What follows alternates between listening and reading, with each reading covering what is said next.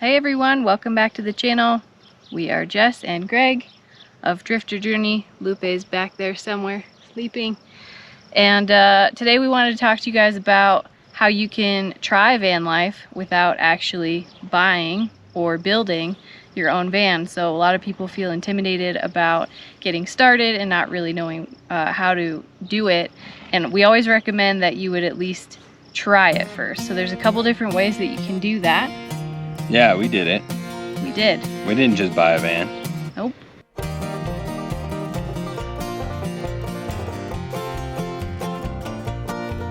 Escape Camper Vans has multiple locations in the U.S.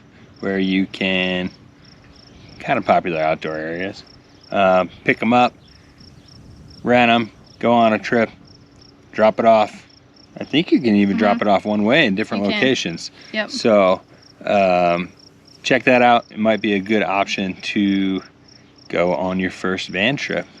The other thing about them is they have different levels. So we actually did it in New Zealand for 3 weeks. Yep. And we one-wayed it. We picked it up on the North Island, drove around, took the ferry, dropped it off on South Island, and we had a very basic van there. Yeah. Which was kind of like, I don't even know what kind it was. Toyota Hayase is what I call it, but like a small minivan basically. but the back was a what do you call it? Hatchback style. Yep. And so you would have the hatchback up, and there was just a little hand pump sink, cooler. It didn't have a fridge. No fridge. No. And a cooktop, like a portable butane cooktop. And then the inside was a bed. Yeah, like a dinette that could fold out into a bed, which we just left as a bed. Yeah, we didn't switch it back and forth at all. No. And then it had a crazy paint job on it. Should try and throw some pictures of it, we'll show because you we guys. weren't filming back then. We weren't YouTubing that then. was what, 6 years 2019. ago? 2019. Not 6 years ago. Feels like a long time ago. We've been in the van for 5 years. It had been before that. No, we got in the van before we went to New Zealand. We did. Okay. I guess we did get in our last van like before March we went to New Zealand. 2019 is when we went. Okay. Yeah. But anyways, check them out. We have a link. Maybe we can put it up here, but it'll definitely be in the description. If you do purchase through it, it helps us out. Yeah. But it's a good opportunity to try out van life if you're into it. Everybody, let's take a quick second to talk about the sponsor for this video and let you know how to get a discount on their products. This video is sponsored by Epic Water Filters. They're out of Colorado. They have water filters that go in Nalgene's for when you're hiking, and they also have products to filter tap water at your house. Check out their website. We got a link below for them, and use code DRIFTERJOURNEY, all caps, to get 20% off your order. So there are 11 cities where you can pick up an escape rental van, mostly major cities, so it is really nice if you're flying somewhere, then you can fly in and fly out in different spots, and very convenient rental locations. I'll put up a map. They have 5 different types of rentals, all the way from a Jeep, like safari style, to a large van that sleeps 5, and every single one of them actually does come with a fridge. Well, now here in the U.S., Here in the U.S., okay. A propane cooktop. Wow. You have to provide your own propane, I believe. And then it has the convertible bed to dinette. And then you can also add a bunch of options. So that is one thing that we didn't really do in New Zealand because we're pretty bare bones. But Escape does offer a bunch of additional stuff that you can rent, like chairs, dishes, all kinds of other stuff. In the US, you can also add on an optional rooftop tent if you want to bring more people. You could be bougie, it sounds like. The one thing that it doesn't come with is a bathroom setup. So you do have to either be aware of the campgrounds you're going into, or disperse camping and leave no trace principles for a bathroom. But I mean, we figured it out. We have figured it out for the last 5 years, and I would encourage everyone to be aware of where your waste goes because it's important. Yeah. So with that said, Escape Camper Vans. Yeah. Check them out. Link is below. Yep. But on to the next one. Yeah. What we did, is that what we want to talk about next? Sure. What we did the very first time we were interested in trying out the old van life, as they say, was we flew down to Orlando and rented a ProMaster City, so the little mini version of this, cargo van from just the regular car rental company. Yeah. So I don't know which one it was, Budget or whoever it may be. It was empty. So we flew Southwest because you get free check bags. Right. At least you used to. I would assume you still do. I think you still do, yeah. So we brought with us a bug net off Amazon. We'll put these links below too. Sure. Bug net off of Amazon. A, what is our camp pad? X-Ped. The X-Ped Mega Mat Duo, which I still think is probably the best camp mat ever made if you have space. And a set of sheets. And it happened to fit perfectly in the back of that little That's van. all we had, Wall to wall, yeah. Yeah, so that's literally all we brought. We threw it in the back of this little tiny cargo van. Yeah. And drove around the Florida Keys for a week. Right.